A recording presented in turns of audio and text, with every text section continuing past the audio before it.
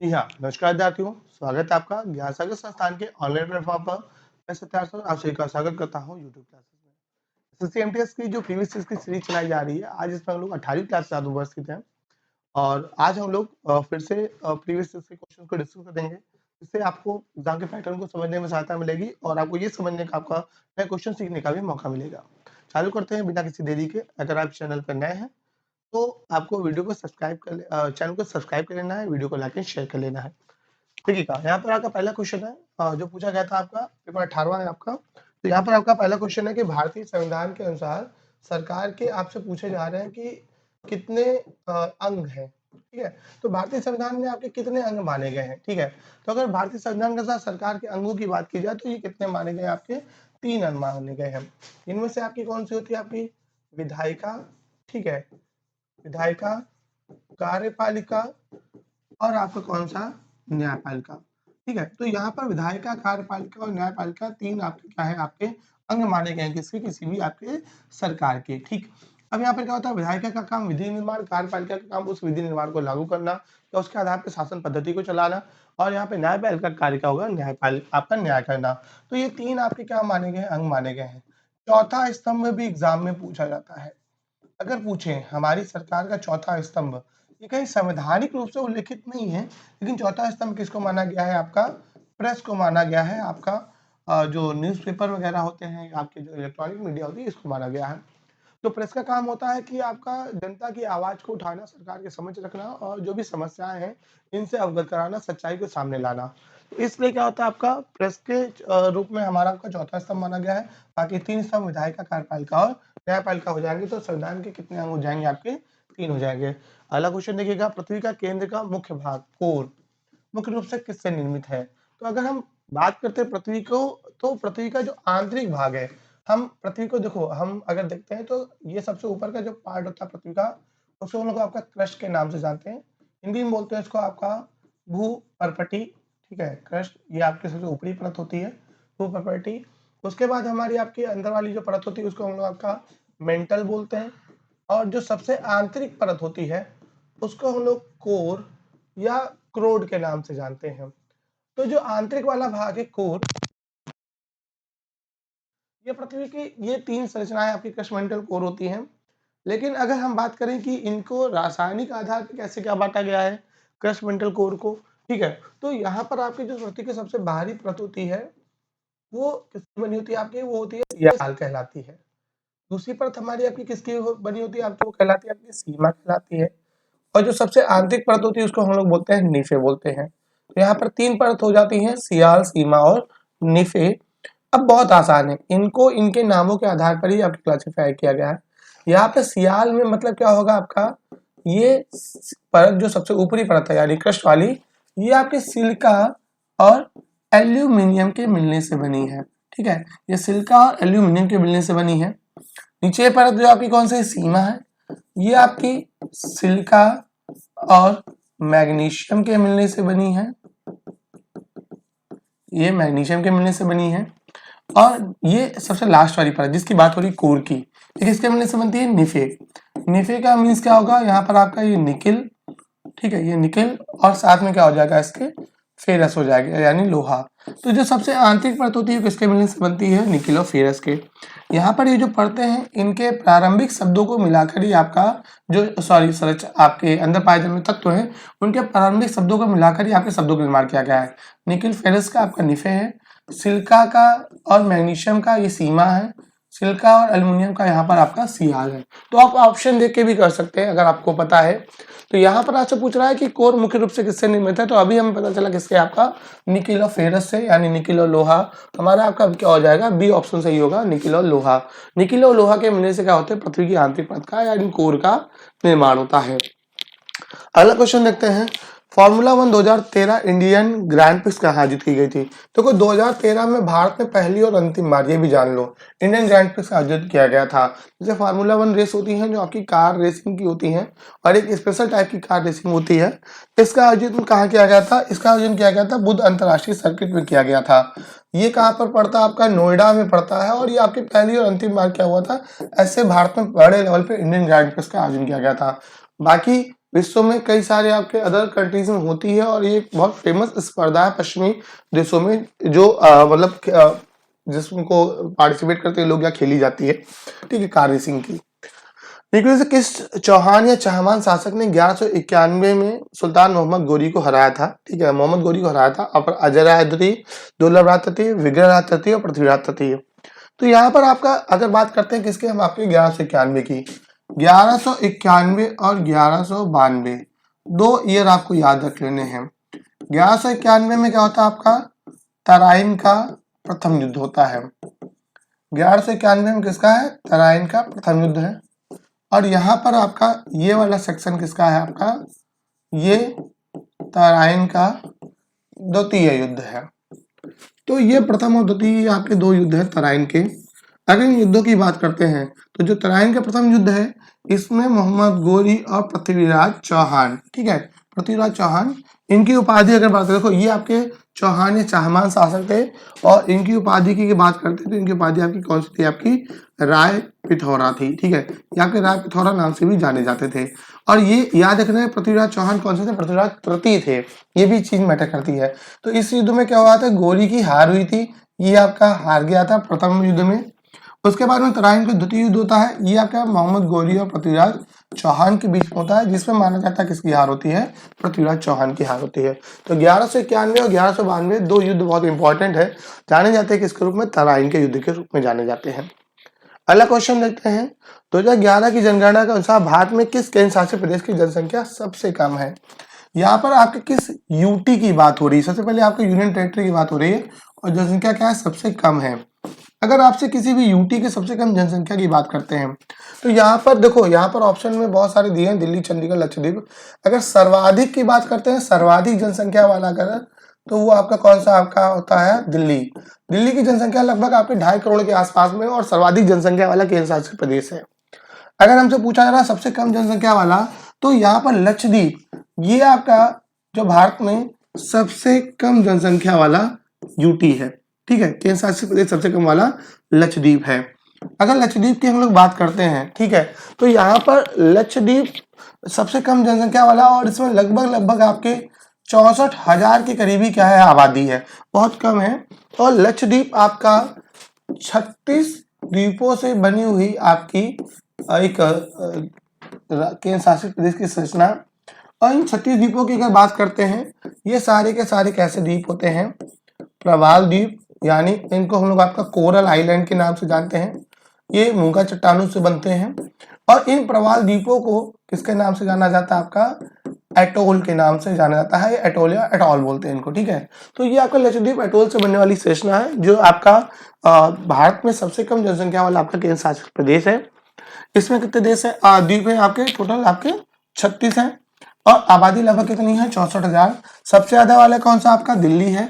अगर हम राज्यों की बात करते हैं, ठीक है, ये केंद्र शासित प्रदेश है, सर्वाधिक आबादी वाला राज्य हो जाएगा आपका यूपी हो जाएगा, मोस्ट पॉपुलेटेड स्टेट, ठीक है। मैंने आबादी बताई थी 19 करोड़ 98 लाख, ठीक है, 1998, 1, 2, 3, 4 और 1, ये यूपी की आबादी 2011 की जनगणना के अनुसार। तो सर्वाधिक आबादी वाला हमारा आपका राज्य कौन सा था, यूपी। याद करने का तरीका मैंने बताया हुआ 1998, 1, 2, 3, 4 और 1, ये सर्वाधिक आबादी वाला राज्य कौन सा होगा, यूपी। अगर पूछे सबसे कम आबादी वाला राज्य अगर हमारा आपका बात करते हैं तो वो कौन होता है, हमारा सिक्किम होता है। सिक्किम की आबादी लगभग 6.5 लाख के आसपास में है। तो सबसे कम आबादी वाला अगर राज्य कहेंगे तो सिक्किम है, सबसे सर्वाधिक आबादी वाला राज्य कहेंगे तो यूपी है, सर्वाधिक आबादी वाला केंद्र शासित प्रदेश कहेंगे तो दिल्ली है, और सबसे कम आबादी वाला केंद्र शासित प्रदेश कौन सा होगा, लक्षद्वीप हो जाएगा। तो ऑप्शन में हमसे पूछा सबसे कम यूटी आपका कौन होगा, आबादी वाला लक्षद्वीप हो जाएगा, ठीक है। चलिए बढ़ते हैं आगे। अगला क्वेश्चन है, निम्नलिखित में से कौन सा राष्ट्रकूट वंश के संस्थापक थे। देखो राष्ट्रकूट वंश की बात करते हैं तो ये आपका भारत के दक्षिणी भाग में, ठीक है, आपका एक विकसित वंश था जिसने दक्षिणी भारत के बहुत बड़े भूभाग पर राज किया।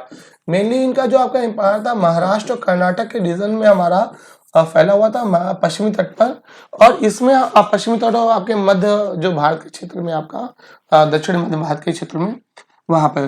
तो इस वंश की स्थापना किसने की थी, दंती दुर्ग ने की थी। और ये जो राष्ट्रकूट वंश था ये 7वीं से 8वीं शताब्दी के बीच में आपका विकसित होता है।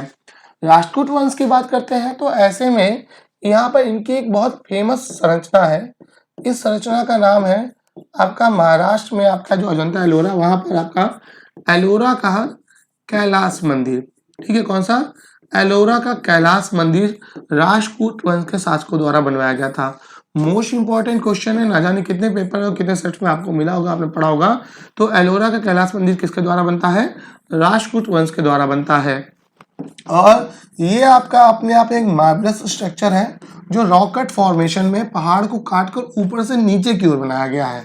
नॉर्मली होता क्या है कि आप कोई भी स्ट्रक्चर डेवलप करते हैं तो नीचे से फाउंडेशन क्रिएट करके ऊपर की ओर जाते हैं, यहाँ पे पहाड़ को काटकर ऊपर से नीचे की ओर आते गए हैं। तो ये हमारे पूर्वजों की महानता थी, वास्तुकला की बात की महानता थी, जहाँ पर आपके एलोरा की कैलाश मंदिर जैसे स्ट्रक्चर्स का निर्माण किया गया है। तो यहाँ पर आपका अगर बात करते हैं किसकी, कैलाश मंदिर के एलोरा की, तो इसका निर्माण अगर पूछ लें, ठीक है, इसका निर्माण, तो यहाँ पर एक शासक हुए कृष्ण प्रथम, इनको याद, नाम भी याद रखिएगा, कौन थे, कृष्ण प्रथम, इनके द्वारा इसका निर्माण कराया गया था। तो यहाँ पर आपका कौन सा हो जाएगा, आपका राष्ट्रकूट वंश हो जाएगा। अगला देखते हैं, बीदर किला भारत के किस राज्य में स्थित है। तो देखो बीदर का किला पड़ता है कहाँ पर, आपका कर्नाटक राज्य में। बीदर किला कहाँ पर है, कर्नाटक राज्य में। होता क्या है कि आपका दक्षिण भारत में आपका एक वंश मध्य काल में जन्म लेता है, एक होता है बहमनी वंश, एक जैसे बहमनी होता है ऐसे होता है विजयनगर साम्राज्य होता है। तो बहमनी वंश का एक राजा होता है आपका अहमद शाह करके, वो अहमद शाह आपका कर्नाटक में क्या करता है, बीदर का किला बनवाता है। बाद में जब बहमनी वंश का विभाजन होता है तो कई सारे आपके छोटे छोटे राज्यों का जन्म होता है, जिनमें से आपका एक बरार, बीदर, गोलकुंडा, अहमदनगर, ऐसा करते हुए कई सारे हमारे आपके छोटे छोटे राज्यों का निर्माण होता है। ठीक है, तो यहाँ पर आपका जो बीदर का किला है बहमनी वंश के साथ अहमद शाह कहाँ बनवाते हैं, कर्नाटक में बनवाते हैं। तो बीदर आपका कर्नाटक का एक फेमस प्लेस और डिस्ट्रिक्ट भी है, ये भी याद रखिएगा। अगला क्वेश्चन है, जुलाई 2021 में खादी प्राकृतिक पेंट के एम्बेसडर के रूप में, ये 2022 का पेपर में जुलाई 2021 का करंट पूछा गया था। यहाँ पे आपसे पूछ रहे हैं कि आपका खादी प्राकृतिक पेंट का ब्रांड एम्बेसडर किसको बनाया गया है। तो यहाँ पर आपके खादी प्राकृतिक पेंट का ब्रांड एम्बेसडर किसको बनाया, आपका सॉरी नितिन गडकरी जी को बनाया गया। किसको, नितिन गडकरी जी को। ये हमारे वर्तमान में रोड एंड ट्रांसपोर्ट मिनिस्टर हैं, आपके सड़क परिवहन मंत्री हैं, और इनका डिपार्टमेंट बहुत अच्छे से वर्क कर रहा है। तो यहाँ पर आपका ये जो आपका खादी प्राकृतिक पेंट था, खास बात ये थी, ये तैयार किया गया था गाय के गोबर से। ठीक है, ये गाय का जो गोबर होता है, गाय के गोबर से इसको क्या किया गया था, तैयार किया गया था खादी प्राकृतिक पेंट को। और बाकी जो आपके अन्य प्रकार के जो केमिकल वाले पेंट थे उनकी अपेक्षा ये आपका सस्ता भी था और ये आपका हानिकारक भी नहीं था, क्योंकि यहाँ पर नेचुरल पेंट है। बाकी जो हमारे पेंट होते हैं वो आपके केमिकल बेस्ड होते हैं, तो स्वास्थ्य के लिए हानिकारक होते हैं, लेकिन ये आपका ऐसा था। इस खादी प्राकृतिक पेंट का आपका निर्माण करने वाली संस्था जो हमारे आपकी खादी और ग्रामोद्योग विभाग है उसके द्वारा किया गया था, इसलिए इसको नाम दिया गया है खादी प्राकृतिक पेंट। ब्रांड एम्बेसडर कौन बनते हैं, नितिन गडकरी जी, बनता गाय के गोबर से है। अगला क्वेश्चन है, आलू में स्टार्च के साथ अबकिया करने के बाद नीले रंग में परिवर्तित हो जाता है। देखो आलू में स्टार्च है कि नहीं, इसको टेस्ट करने के लिए हम लोग आपका आयोडीन का टेस्ट करते हैं। ठीक है, क्या करिएगा, जब हम आलू के ऊपर आप स्टार्च मतलब जो आयोडीन डालिएगा तो आयोडीन अपना कलर ब्राउन से चेंज करके क्या कर लेती है, आपकी मतलब नीले कलर की हो जाती है, पर्पल कलर की हो जाती है। तो वो जो टेस्ट होता है उसको हम लोग आपका क्या बोलते हैं, आयोडीन टेस्ट बोलते हैं। आयोडीन टेस्ट किसके लिए होता है आपका, ऐसे क्वेश्चन ऐसे पूछ सकता है कि स्टार्च की मात्रा पता करने के लिए, स्टार्च है या नहीं इसको पता करने के लिए कौन सा टेस्ट होता है, तो आयोडीन टेस्ट होता है, याद रखिएगा। ठीक है, तो यहाँ पर आपके आलू में स्टार्च के लिए पूछ रहा है किसका यूज करते हैं, आपका पता करने के लिए आयोडीन का हो जाएगा। अगला देखिएगा, पीएम डिवाइन भारत के लिए प्रधानमंत्री की विकास योजना है। तो अभी पीएम डिवाइन योजना मतलब केंद्र सरकार द्वारा प्रधानमंत्री द्वारा किस क्षेत्र के विकास की पहल है। तो यहाँ पर उत्तर पश्चिम, उत्तर पूर्व, ठीक है, और दक्षिण पश्चिम, दक्षिण पूर्व। तो यहाँ पर ये योजना किसके लिए, आपके उत्तर पूर्व के लिए है पीएम डिवाइन योजना। ठीक है, देखो यहाँ पर आपका ये क्या है, पीएम डिवाइन योजना। ठीक है, पीएम डिवाइन योजना। ठीक, तो यहाँ पर आपका पीएम ये आपका development initiative, PM development initiative for ये आपका नॉर्थ ईस्ट यानी पूर्वोत्तर के विकास के लिए एक योजना चालू की गई थी, जो बेसिक इंफ्रास्ट्रक्चर डेवलप करना, महिलाओं और बच्चों के लिए, लड़कों के लिए, युवाओं के लिए रोजगार के अवसर उपलब्ध कराना, ऐसे जो भी चीजें थी, वो आपकी योजना कौन सी थी? पीएम डिवाइन योजना। इसकी घोषणा 2022-23 के बजट में की गई थी वित्त मंत्री निर्मला सीतारमण जी द्वारा। 2022-23 के बजट में इसकी घोषणा की गई थी और इसके अंतर्गत में आपके 6,600 करोड़ रुपए का क्या किया गया था? प्रावधान किया गया था। तो पूर्वोत्तर के राज्यों को बेसिक लेवल पे आपका डेवलप करने के लिए कौन सी योजना है? पीएम डिवाइन योजना, PM development initiative for north east इसका पूरा नाम है। पूरे नाम भी पूछे जाते हैं, वो भी आपके सामने है। बाद में किस वर्ष सती प्रथा पर प्रतिबंध लगाया गया था? तो यहाँ पर सती प्रथा पे प्रतिबंध की बात हो रही है, तो बाद में सती प्रथा पे प्रतिबंध लगता है आपका 1829 में। 1829 में भारत का जो समय आपका गवर्नर जनरल होता है उसका नाम होता है विलियम बेंटिक। विलियम बेंटिक के द्वारा एक आपका अधिनियम या उसके समय एक अधिनियम आता है, इसको बोला जाता है आपका सती प्रथा निषेध अधिनियम। भारत में व्याप्त बुराइयों में से एक आपके सामाजिक बुराइयों में, ये धर्म आधारित बुराई नहीं थी, ये सामाजिक बुराई थी। समय के साथ क्या होती है? इसका विकास होता है। तो यहाँ पर आपका क्या हुआ कि सती प्रथा निषेध अधिनियम आया और ये आता है 1829 में और इसमें क्या किया गया? सती प्रथा पर रोक लगा दी गई। ये सती प्रथा निषेध अधिनियम राजा राममोहन राय के प्रयासों से आता है। ये भी याद रखिएगा, राजा राममोहन राय के प्रयासों से कौन सा अधिनियम आता है? सती प्रथा निषेध अधिनियम आता है। तो ये बहुत ज्यादा इंपॉर्टेंट हो जाता है। ऐसे ही क्या होता है 1856 में एक अधिनियम आता है जिसको बोलते हैं आपका विधवा पुनर्विवाह अधिनियम। ठीक है, इसको भी याद कर लीजिएगा। ये जो विधवा पुनर्विवाह अधिनियम है ये आता है किसके प्रयासों से? ये आता है आपका ईश्वर चंद्र विद्यासागर जी के प्रयासों से। तो यहाँ पर दो नाम आपको याद रखने हैं, एक आपके राजा राममोहन राय, इनकी वजह से सती प्रथा निषेध अधिनियम महिलाओं की स्थिति सुधारने के लिए, दूसरा आपका विधवा पुनर्विवाह अधिनियम ईश्वर चंद्र विद्यासागर के प्रयासों से महिलाओं की स्थिति सुधारने के लिए। दो आते हैं आपके प्रमुख अधिनियम। उसके अलावा एक और आपका जैसे होता है 1872 में एक आता है आपका नेटिव मैरिज एक्ट आता है। ठीक है, और ये जो नेटिव मैरिज एक्ट होता है माना जाता है कि ये आता है किसके प्रयासों से? केशव चंद्र सेन। ये जो ब्रह्म समाज से जुड़े हुए थे, बाद में अपने खुद के एक ब्रह्म समाज के ब्रांच बनाते हैं, केशव चंद्र सेन के प्रयासों से आता है। उसके अलावा 1892 में एज ऑफ कॉन्सेंट एक्ट आता है, सम्मति आयोग का अधिनियम आता है। ठीक, 1929 में एक अधिनियम होता है, उसको शारदा अधिनियम बोलते हैं। यहाँ पे पूछा जाता है बहुत ज्यादा, 1929 में एक अधिनियम आता है, उसको बुलाता है आपका शारदा अधिनियम। ये शारदा अधिनियम किसके प्रयासों से आता है? जयपुर के एक समाज सेवी होते हैं, उनका नाम होता है हर विलास शारदा।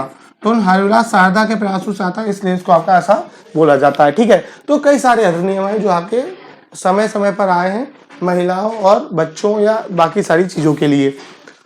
अगला क्वेश्चन है नीचे सूचीबद्ध विकल्पों में से ध्वनि की गति किस में 25 डिग्री सेल्सियस पर उच्चतम होती है? तो यहाँ पर अगर बात करते हैं 25 डिग्री सेल्सियस पर ध्वनि की गति किस में होती है? आपके एल्युमिनियम पे। तो जो किसी भी आपके ध्वनि को चलने के लिए क्या होती है? माध्यम की आवश्यकता होती है। और क्या होती है आपका जो साउंड होता है वो साउंड आपका हमेशा सॉलिड में सबसे अच्छा चलेगा। क्यों? क्योंकि जो सॉलिड के मॉलिक्यूल्स होते हैं वो एक दूसरे के क्या होते हैं? सबसे पास होते हैं। तो ऐसे केस में जो आपका जो वाइब्रेशन होगा या हमारा को जो आपके ध्वनि की तरंगे होंगी वो एक से दूसरे में बहुत तेजी से क्या हो जाएंगे? आपके ट्रांसफर हो जाएंगी। ऐसी अवस्था में क्या होता है आपका साउंड, यहाँ पर जितने भी ऑप्शन है उनमें से कहीं भी अगर आपको ऐसा मिलता है तो साउंड में आप क्या करोगे? सबसे तेज ध्वनि की गति करोगे। ठीक है, तो यहाँ पे क्या हो जाएगा आपका एल्युमिनियम, बाकी ऑक्सीजन, हाइड्रोजन, इथेनॉल, कोई भी ऐसा आपका मेटल कंडीशन नहीं है, सॉलिड नहीं है।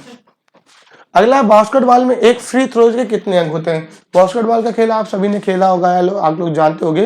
बास्केटबॉल में फ्री थ्रो का केवल आपको 1 पॉइंट मिलता है। ठीक है, अगर आप ऐसा पॉइंट करते हो आपका तो उसमें से आपको 1 पॉइंट मिलता है।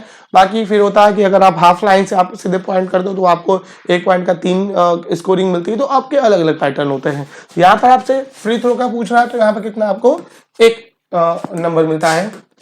अगला देखते हैं, भारत के किस राज्य में बंगला उत्सव मनाया जाता है? तो बंगला उत्सव है तो कभी भी यहाँ पर हमारे दिमाग में बंगाल नहीं आना चाहिए।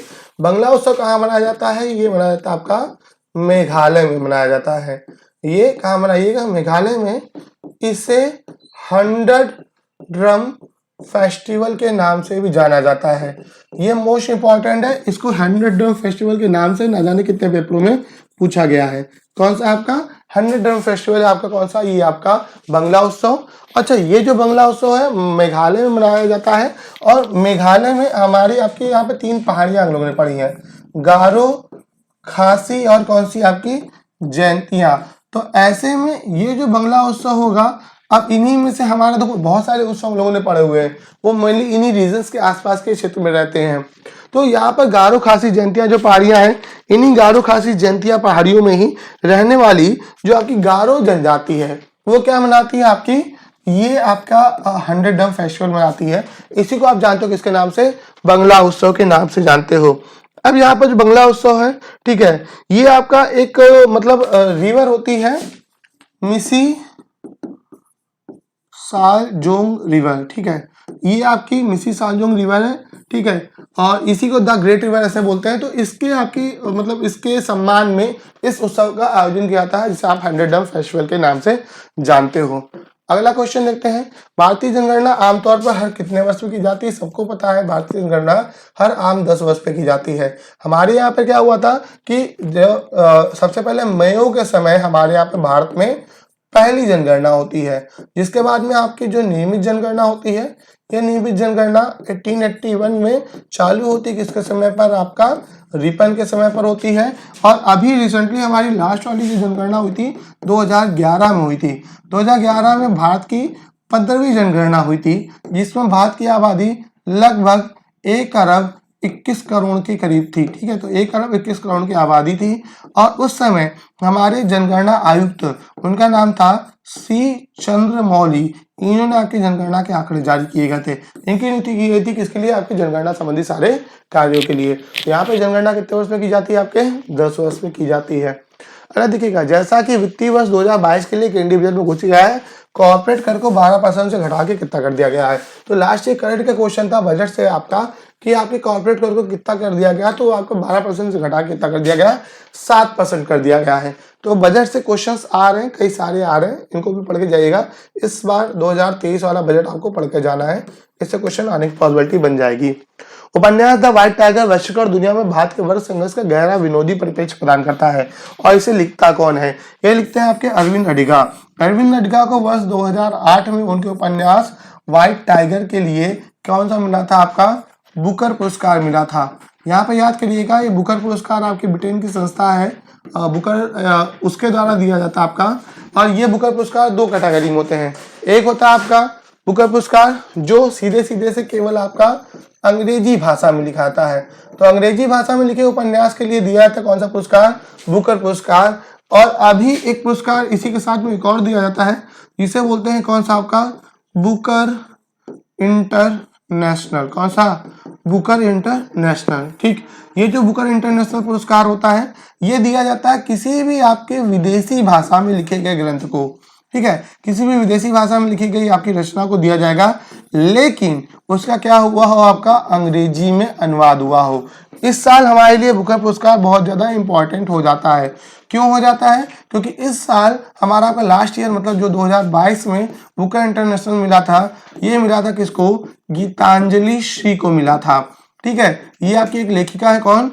गीतांजलि श्री। इनको क्या मिला था? 2022 में आपका बुकर इंटरनेशनल मिला था। इनकी रचना का नाम है रेत समाधि। अब ये विदेशी भाषा में है, और विदेशी भाषा कौन सी? आपकी हिंदी। तो ये इतिहास में पहली बार हुआ है कि हिंदी भाषी किसी रचना को क्या मिला है? आपका बुकर इंटरनेशनल पुरस्कार मिला है। अब लेकिन हिंदी का क्या हुआ? अंग्रेजी में अनुवाद होना आवश्यक है, बिना अंग्रेजी में अनुवाद हुए बुकर पुरस्कार पॉसिबल नहीं है। तो ऐसे में रेत समाधि का अंग्रेजी में अनुवाद हुआ है टॉम्ब ऑफ सैंड के नाम से। टॉम्ब ऑफ सैंड के नाम से करने वाली आपकी महिला है डेजी रॉकवेल।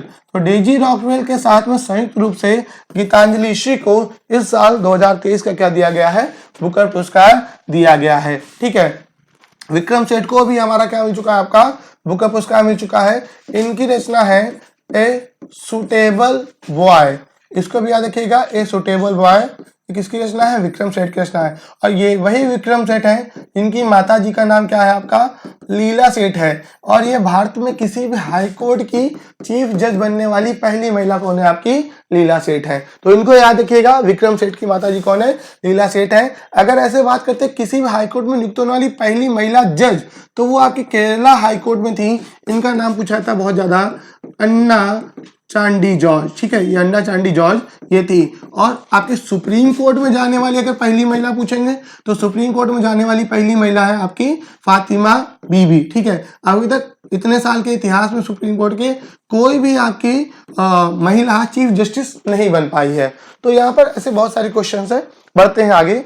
ठीक, अगला क्वेश्चन देखते हैं, भगवान खांडोबा से जुड़ा वाग्य मुरली नृत्य मूल रूप से किस अर्थ में। देखिएगा, भगवान खांडोबा की जो आपकी पूजा होती है ये मेनली कहाँ पर होती है, महाराष्ट्र में होती है, ठीक है। खांडोबा आपके महाराष्ट्र में जो हमारा आपका विदर्भ का सेक्शन पड़ता है, ठीक है। महाराष्ट्र में जो विदर्भ क्षेत्र है, जैसे यूपी में बुंदेलखंड होता है, ऐसे आपके महाराष्ट्र में विदर्भ क्षेत्र होता है। विदर्भ क्षेत्र में एक खांडोबा भगवान की क्या होती है, पूजा होती है। तो ऐसे केस पर उनसे संबंधित एक नृत्य होता है, वाग्य मुरली नृत्य होता है। तो कहाँ से हो जाएगा आपका, ये महाराष्ट्र हो जाएगा। नृत्य में से कौन सा भारत के सर्वोच्च नागरिक सम्मान को पाने वाली, सर्वोच्च नागरिक सम्मान यानी भारत रत्न को पाने वाली पहली गायक या गायिका है। तो यहाँ पर अगर बात करते हैं पहला गायक जिसको क्या मिला, आपका भारत रत्न मिला है, तो ये कौन है, MS सुब्बालक्ष्मी, मधुरै षण्मुखादितु सुब्बालक्ष्मी, ठीक है। कौन आपकी MS लक्ष्मी, पहली हमारी महिला आपकी गायिका जिनको क्या मिलता है, आपका ये भारत रत्न मिलता है, ठीक है, MS लक्ष्मी। इनको याद रखिएगा। इनका एक बड़ा फेवरेट गीत है, वैष्णव जनते तेने कहिए पीर पराई जानिए, जो महात्मा गांधी बहुत सुनते हैं, आप सबने भी सुना होगा इनकी आवाज में, ठीक। तो ये वैष्णव जनते तेने कहिए पीर पराई जानिए, ये वाला जो आपका भजन है किसका, आपका कौन गाती हैं, MS सुब्बालक्ष्मी गाती हैं। महात्मा गांधी से लेकर जवाहरलाल नेहरू, अब सोच लीजिएगा इतनी बड़ी बड़ी जो पर्सनालिटीज थी, इनकी क्या है, आपकी फैन फॉलोइंग्स में आती हैं। और इन्हें इनके कंट्रीब्यूशन के लिए 1998 में 1998 में क्या मिलता है, भारत रत्न मिलता है। और ये भारत रत्न पाने वाली पहली आपकी क्या होती है, महिला आपकी गायिका होती है। इसके अलावा भारत रत्न पाने वाली आज तक की दूसरी एकमात्र आपकी गायिका हुई लता मंगेशकर जी हुई। लता मंगेशकर जी को क्या मिलता है, उस्ताद बिस्मिल्लाह खान के साथ में 2001 में क्या मिलता है, ये पुरस्कार। अच्छा, MS लक्ष्मी जी के बारे में और एक खास बात है, ये बिलोंग करती थी आपकी कहाँ से, तमिलनाडु से। और तमिलनाडु के साथ में दक्षिण भारत में जो संगीत होता है उसको जाना जाता है किस नाम से, कर्नाटक संगीत के नाम से जाना जाता है। इसको क्या बुलाते हैं, कर्नाटक संगीत बुलाते हैं। तो यहाँ पर जो MS सुब्बालक्ष्मी जी थी, कर्नाटक संगीत का जो आपका हाईएस्ट अवार्ड होता है उसको बोलते हैं आपका कलानिधि पुरस्कार। कौन सा पुरस्कार, कलानिधि पुरस्कार। कलानिधि पुरस्कार पाने वाली पहली महिला कौन, यही हो जाएंगी आपकी MS सुब्बालक्ष्मी जी हो जाएंगी। यूनाइटेड नेशन में परफॉर्म करने वाली पहली महिला आपकी गायिका भारतीय कोई थी, तो कौन थी, MS सुब्बालक्ष्मी जी हो गई। तो बहुत सारी इनकी क्या है, उपलब्धियां हैं, बहुत फेमस हैं। इनकी 2004 में क्या होती है, आपकी मृत्यु हो जाती है। 2004 में इनकी क्या हो जाती है, मृत्यु हो जाती है, ये भी याद रखिएगा। 1930 में इनका बर्थ होता है। तो यूनाइटेड नेशन में गाने वाली पहली महिला, कलानिधि पुरस्कार पाने वाली पहली महिला, ठीक है। कर्नाटक संगीत का सर्वोच्च पुरस्कार होता है कलानिधि पुरस्कार। भारत रत्न पाने वाली पहली गायिका वो आपकी कौन, MS सुब्बालक्ष्मी जी हो जाएंगी। अगला बात करते हैं, भारतीय संविधान के अनुसार लोकसभा में केंद्र शासित प्रदेशों का प्रतिनिधित्व करने के लिए अधिक सदस्य नहीं होंगे। देखो, हमारे संविधान के अनुसार लोकसभा की अधिकतम सदस्य संख्या कितनी निर्धारित की गई है, 552। 552 को 3 भागों में बांट के रखा गया है। अभी 3 भाग कौन कौन से हैं, जिनमें से क्या होता है आपका 530 सीटें, कितनी, 530। ये सीटें किसके लिए आपके आरक्षित कर दी गई है, राज्यों के लिए, मतलब राज्यों के लिए सीटों की संख्या 530 है। 20 सीटें किसके लिए, आपकी यूटीज के लिए है, केंद्र शासित प्रदेशों के लिए। और यहाँ पर आपके क्या हुए थे, 2 एंग्लो इंडियंस हैं, इनके लिए 2 सीटें रिजर्व थी। लेकिन अभी के समय वर्तमान में सरकार ने क्या कर दिया, एंग्लो इंडियन के लिए आपकी सीटों का आरक्षण को रोक दिया है, नहीं बढ़ाया। वर्तमान में अगर बात करते हैं, वर्तमान में सदस्य संख्या कितनी है, वर्तमान में सदस्य संख्या कितनी है आपकी लोकसभा की, 545 है। 545 में से 530 सीटें तो सीधे सीधे स्टेट से आ जाएंगी, ठीक। बाकी बचे आपके एंग्लो इंडियन का कॉन्सेप्ट को खत्म कर दिया गया है। तो अब उसमें से आपके 2 सीटें हटा दे तो 13 अभी सीटें कहाँ से आती हैं, यूटी से आती हैं। और सबसे ज्यादा किस यूटी से आती है, तो सबसे ज्यादा हमारे आपके लोकसभा में यूटी से सीटें आती हैं कहाँ से, दलही से। दलही से कितनी सीटें आती हैं आपकी, 7 सीटें आती हैं, ठीक है। तो यहाँ पर ये हमारा आपका कितनी सीटें हो गई, 20 है ऑप्शन में, बिल्कुल है 20 सीटें आपकी, ठीक। अगला क्वेश्चन देखते हैं। लिखित में किसने पंजाब भारत में ईश्वर के निराकार रूप के रूप में पूजा आरंभ की। देखो ये एक ऐसा क्वेश्चन है, बहुत ही रेयर ऑफ रेयर केस में ऐसे पढ़ने में मिलता है। आर्ट एंड कल्चर बहुत डीप पढ़ते हैं, एक एक स्टेट वाइज पढ़ते हैं, तब यहाँ पर होता है। बाबा दयाल दास जी थे, इन्होंने क्या किया था, निराकार रूप की क्या की थी, पूजा करना प्रारंभ किया था, ठीक है। लिखित में कौन सा टेरिडोफाइटा का उदाहरण नहीं है, ठीक है। तो टेरिडोफाइटा समूह का उदाहरण अगर बात करते हैं तो यहाँ पर एक पादप की प्रजाति होती है, उसका नाम होता है फ्यूनेरिया। फ्यूनेरिया किसका आपका उदाहरण नहीं होता है, आपका टेरिडोफाइटा आपकी वनस्पति का समूह का उदाहरण नहीं होता है। अगला देखते हैं, 2011 की जनगणना के अनुसार भारत की साक्षरता दर, लिटरेसी रेट किस रेंज के अंतर्गत में, 50 से 55, 30 से 35, 70 से 75, 90 से 95। ये क्वेश्चन ना जाने आप लोगों ने कितनी बार पढ़ा हुआ है, कितनी बार एमटीएस में ही हम लोगों ने इस चीज को डिस्कस किया हुआ है। इसके पहले हम लोगों ने एसएससी जीडीएस के क्लासेस में उनको डिस्कस किया हुआ था। हमारे यहाँ जो लिटरेसी रेट है इंडिया की वो 74.04% है। कितनी है, 74.04% है। तो वो किस में आ जाती है, 70 से 75 की रेंज के बीच में आ जाती है। तो ये आपकी क्या है, इंडिया की लिटरेसी रेट है। अगर हमसे पूछे मोस्ट लिटरेट स्टेट, तो हमको बताना होता है क्या होता है, आपका केरला होता है। केरला में लगभग आपकी 93% के करीब क्या होती है, लिटरेसी होती है। मोस्ट इलिटरेट स्टेट के रूप में बात करते हैं तो सबसे कम आपकी साक्षरता दर बिहार में लगभग कितनी होती है, 64% के आसपास में होती है। तो यहाँ पर हमारे आपके ये सारे आपके आंकड़े कई बार पढ़ा है, ठीक। आगे बढ़ते हैं। इंद्राणी रहमान भारत की किस शास्त्रीय नृत्य शैली से जुड़ी थी। अब देखो यहाँ पर टाइपिंग मिस्टेक है। इंद्राणी रहमान बहुत फेमस आपकी डांसर थी, और टाइपिंग मिस्टेक में इसमें मैं एक बार चेक कर लेता हूँ कि है क्या क्या, ठीक।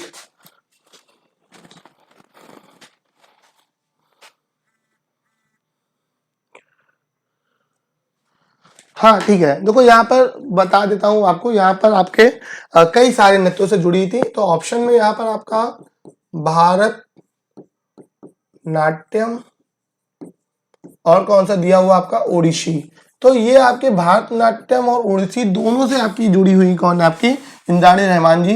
तो इसके ऑप्शन क्या क्या होगा, 1 और 2 दोनों हो जाएगा। भारतनाट्यम और ओडिसी दोनों फॉर्म से। उसके अलावा ये बिलोंग करती थी किसको, आपका कुचिपुड़ी डांस फॉर्म को भी इनको आता था। तो शास्त्रीय नृत्यिका है आपकी कौन, इंद्राणी रहमान जी, ठीक। तो ऑप्शन में भारतनाट्यम, ओडिसी, कुचिपुड़ी या आपका कथकली कुछ भी आपका आ जाएगा, आप कर दीजिएगा। अगला क्वेश्चन देखते हैं। पृथ्वी पर प्लेट प्रवाह को कितने प्रकार में विभाजित किया गया है। तो पृथ्वी पर हमारे के जो टेक्टोनिक प्लेट्स होती हैं उनके आपके फ्लो को कितने पार्ट में डिवाइड किया गया है। तो कितने पार्ट में डिवाइड किया गया, हमारा आपका 3 पार्ट में डिवाइड किया गया है। तो देखो हमारे यहाँ पर जो टेक्टोनिक प्लेट्स होती हैं इनकी वजह से क्या आता है, आपका भूकंप जैसी क्रियाएं होती हैं। अब रिसेंटली क्या हुआ, आपका एक देश है जिसका नाम है तुर्की है। अब तुर्की तो बोल नहीं सकते, इन्होंने नाम खुद ही बदल लिया है। तो यहाँ पर क्या हुआ, तुर्की में इसी वजह से भूकंप आया है, क्योंकि जो तुर्की की जो हमारी आपकी मेडिटेरियन सी के निकट की आपकी प्लेट थी, ऐसा माना जाता है उसमें हलचल होती है, इस वजह से भूकंप आता है। तो यहाँ पर टेक्टोनिक प्लेट्स की प्रवाह की वजह से क्या होता है, आपका भूकंप आएगा। तो प्लेट प्रवाह हमारे कितने भागों में बटी हुई है, 3 भागों में। तो ये रही आज की क्लास, जिसमें हम लोगों ने बहुत सारे क्वेश्चंस को सीखा। उम्मीद है आपको बहुत कुछ नया सीखने का मौका मिला होगा। अच्छे से पढ़िएगा, नोट्स बनाइएगा, और वीडियो अगर आपको अच्छा लगता है तो लाइक शेयर जरूर करिएगा। जुड़े रहिए ज्ञान सागर संस्थान के साथ में। फिर मिलते हैं अगली क्लास में, तब तक के लिए धन्यवाद।